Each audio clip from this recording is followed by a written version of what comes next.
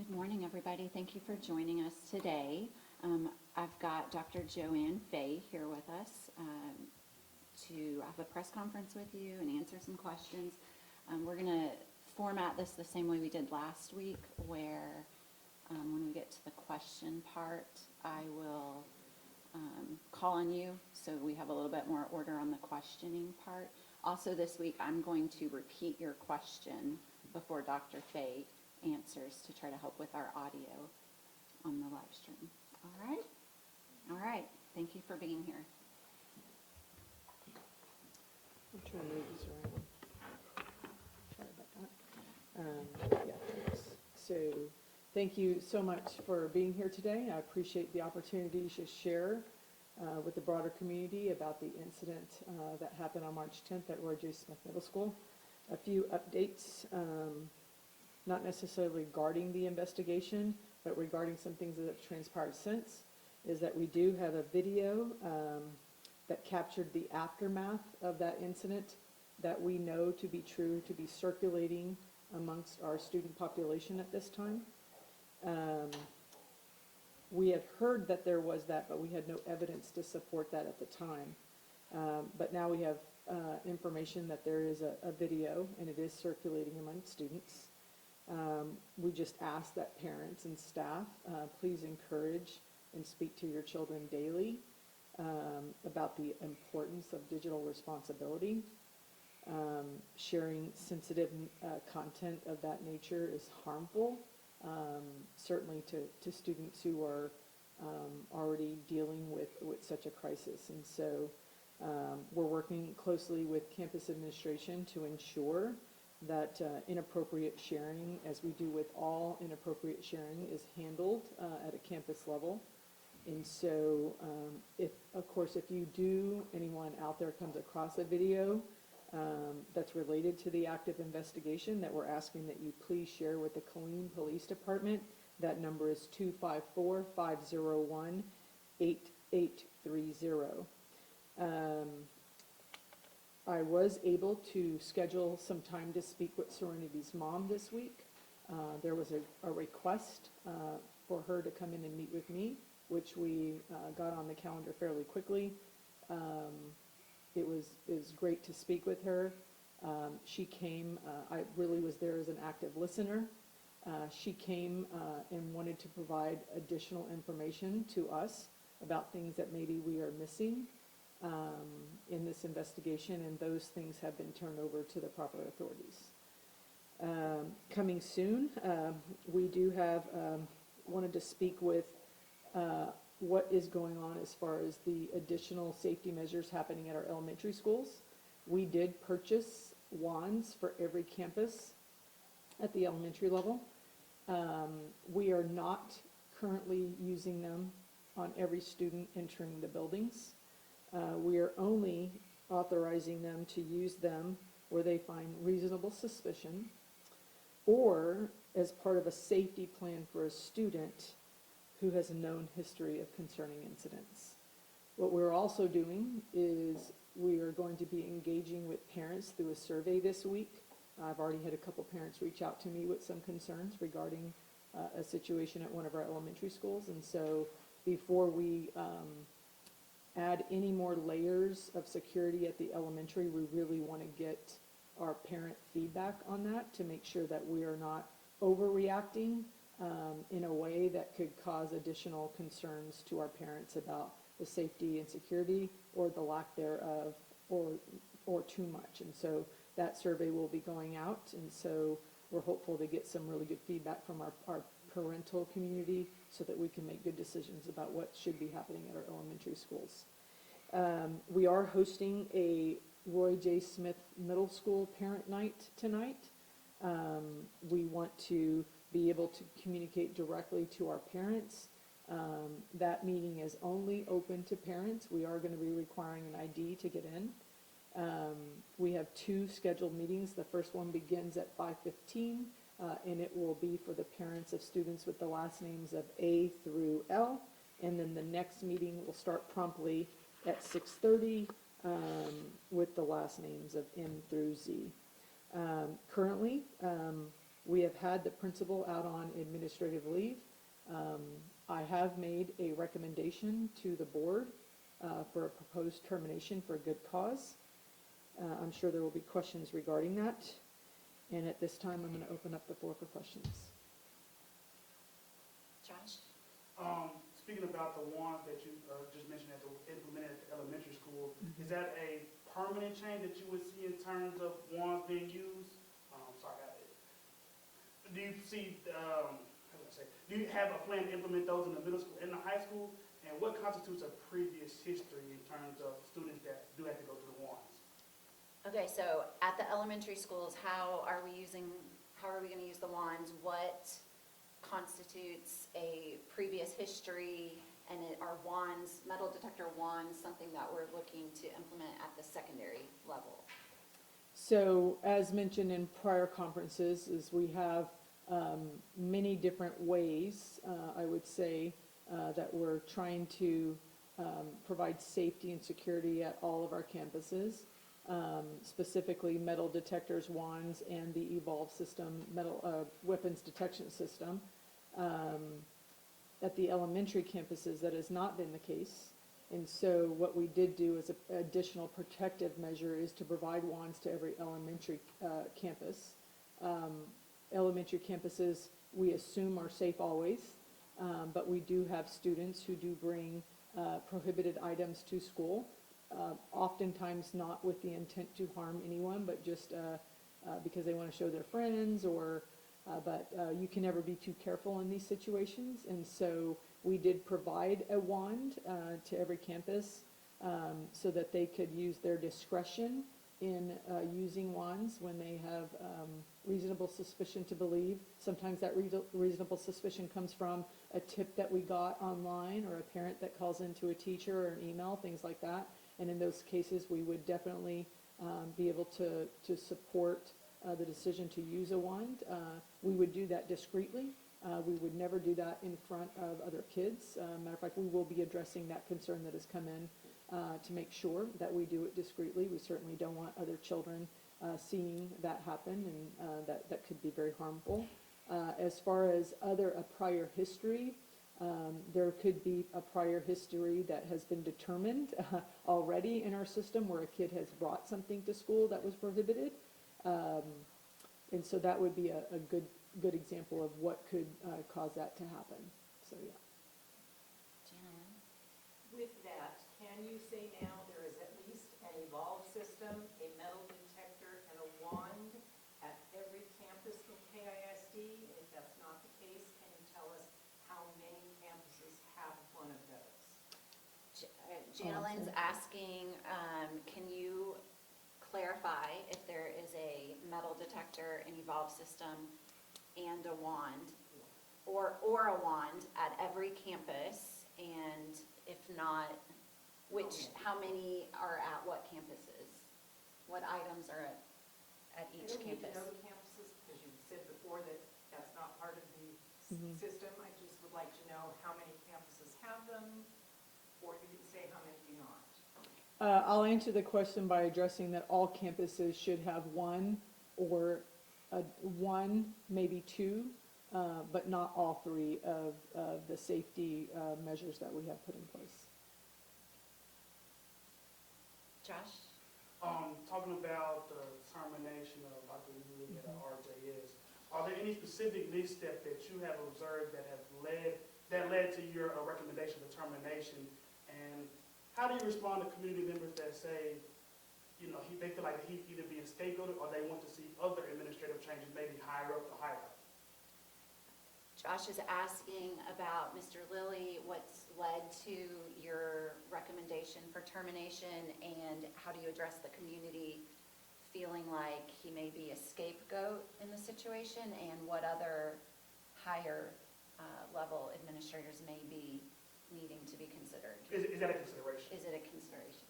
So first and foremost, the investigation has not been completed.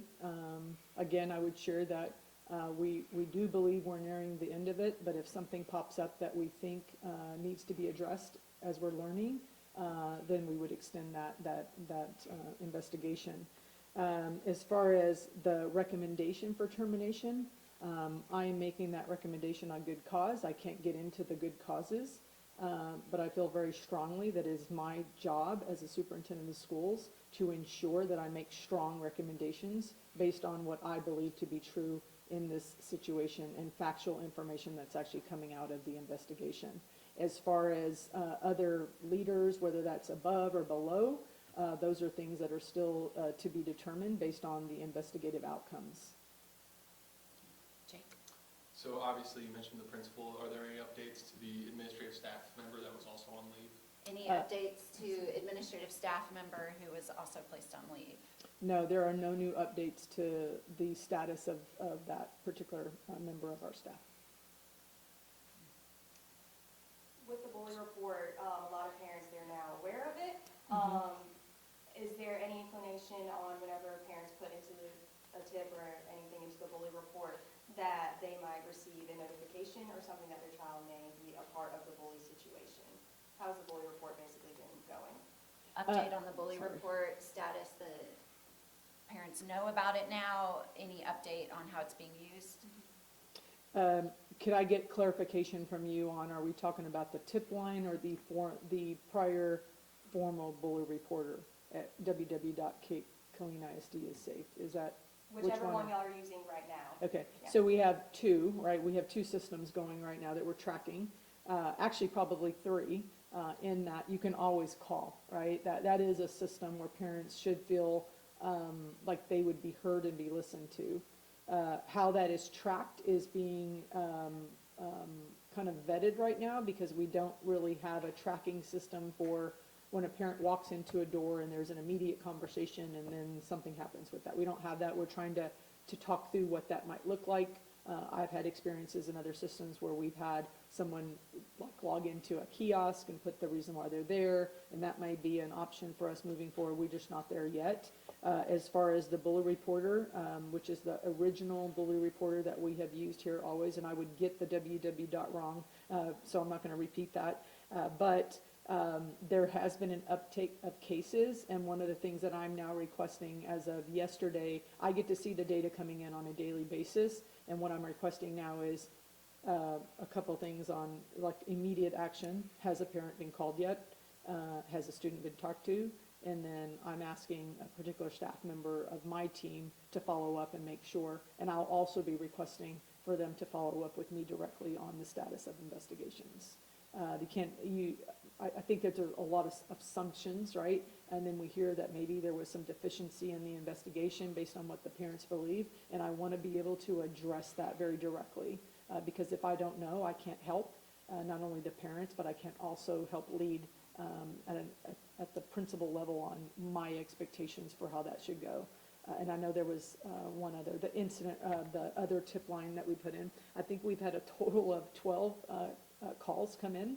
Every single one of them have been random issues. They haven't really been pertaining to kind of like prior incidents that people may have had, and that really was kind of my thought process is if parents feel like they have not been heard or that maybe an investigation was done inappropriately, that they would call in this, which would give me then some information about what do I go looking for in those specific complaints, because I know that they are complaints about that, and I want to be able to address it head on and not just wait for something else to happen. Just for clarification, I know the investigation is still open, but has it been clarified as to the history between Serenity and the other student? Can you clarify anything on the history between the two students? I have some information on that. Most of it I cannot share, probably all of it, because it not only is it an active admin investigation, but it's an active criminal investigation. So, Josh? Do you have any update about the failure of the evolved system, day of, and if not, where are you all at in terms of that investigation of that issue?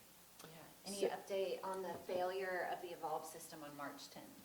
so what we know to be true is that the evolved system was not working on that day. There was some communication between the vendor and staff that was never resolved. We do have that system up and running currently. And I will also reiterate, I know that we took every single child at Roy J. Smith through that the very first day and all day since then.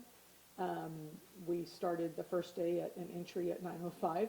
I believe yesterday it was down, I can't remember the time, but it's been whittled down way almost to not a near perfect system, right? But where kids are not actually missing class time for that. And so very proud of the staff because that's been a big undertaking. But I'm also very proud of the children, right? The children have been very compliant.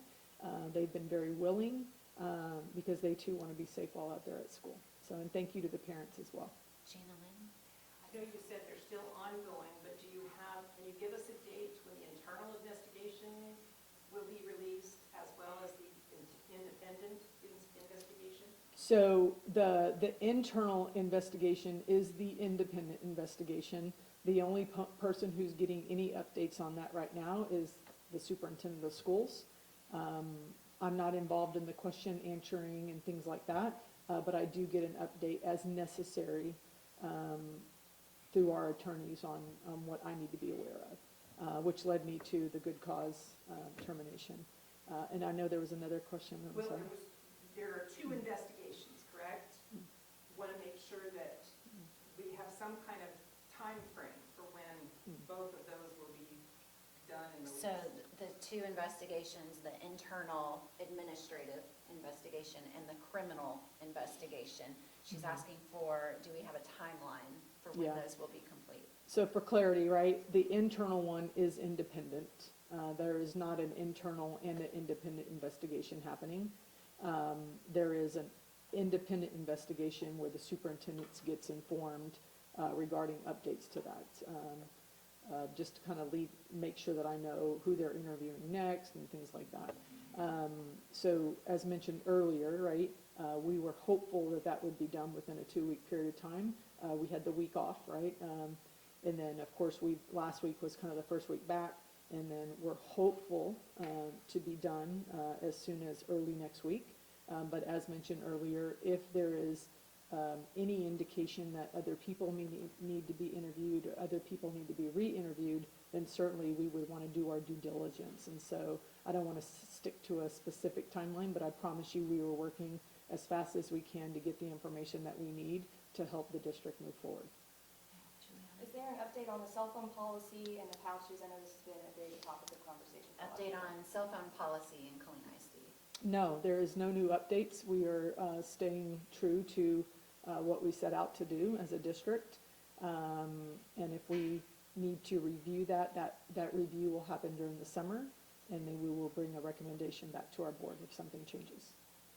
And so just what are your goals tonight for the meeting with the parents? Just what are you all just wanting to discuss and move forward with them? So a couple of things is we want to share with parents some of the new systems and operations that have been put into place for them to know what we're doing to keep their children safe, because there has been almost a new team kind of running the building, if you will.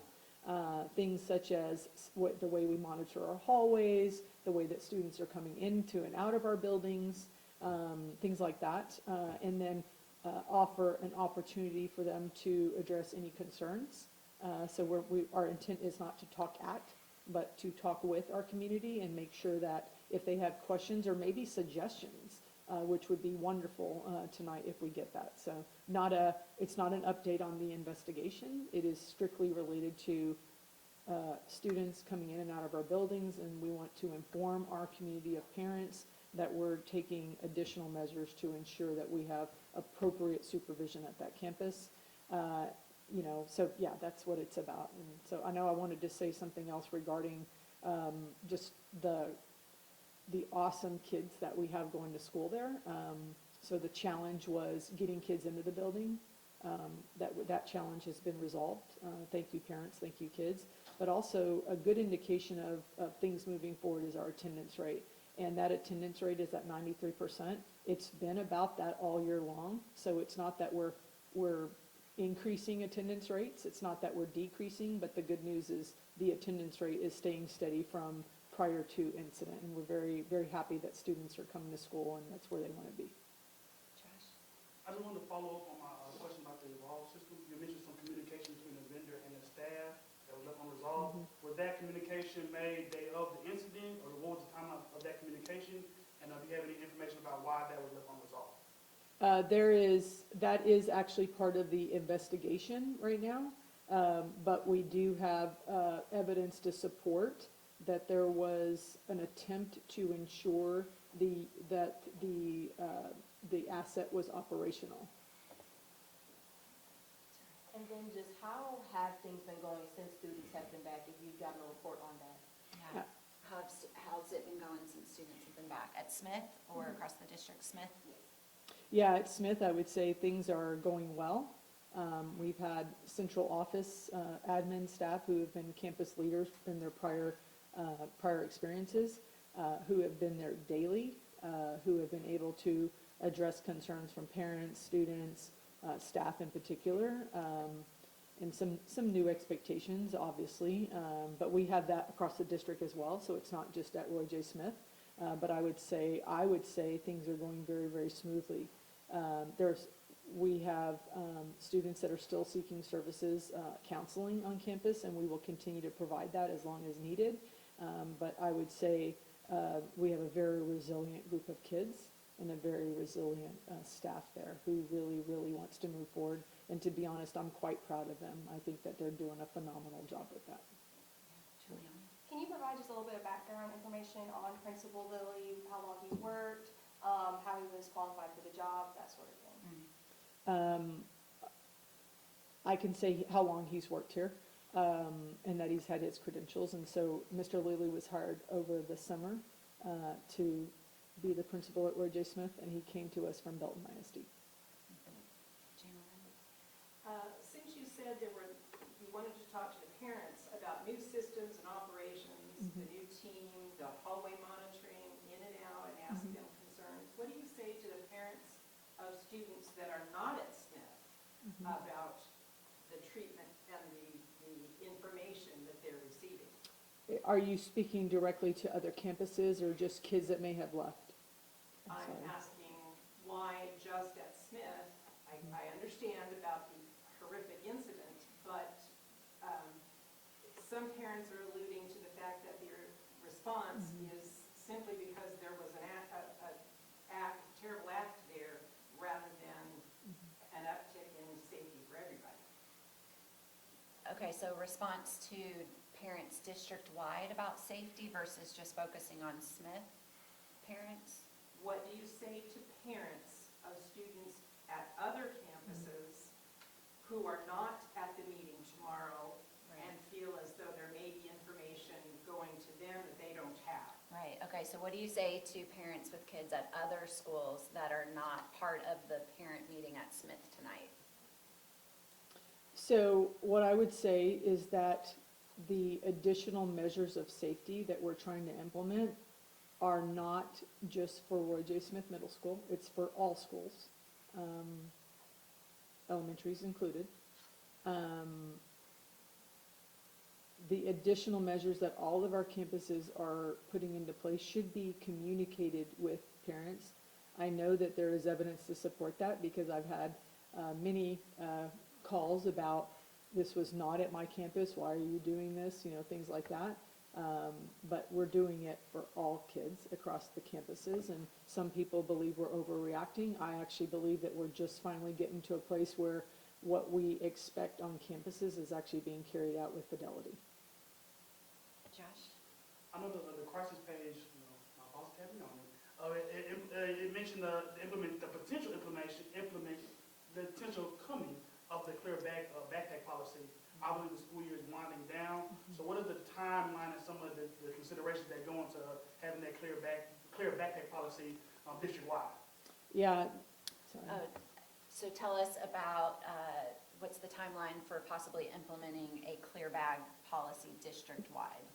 And its considerations. And what you're considering related to Yeah, that? so we have had a request, and actually some principals on their own have made some decisions, which cause some ripples, right? But to move to a clear bag policy. And I will tell you, I can't get into many public places in the state of Texas without walking in through it with a clear bag policy. And I think it's time that we consider that. We do have intentions of moving that forward. However, we don't want to do that unless we have inputs from our stakeholders.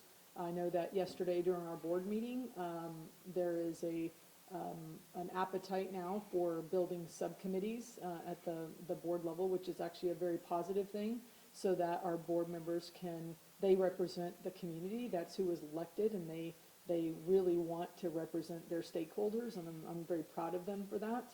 And so moving forward with the process would be that we would have stakeholder input.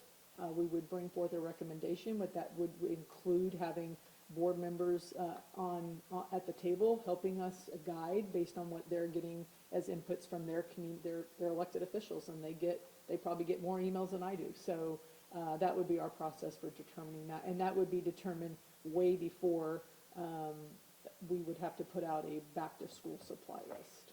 So it wouldn't take effect, this school year? Not right now, that we know. I don't want to say with certainty that it's not, because that could change tomorrow. But right now, that is not our intention. Okay, one more question. Jake? When do you expect the search for a new principal to begin, and can you remind our viewers who's serving as interim? Currently, a principal supervisor at the district level is serving as principal at that campus. And then we are moving very rapidly on naming a principal for that campus.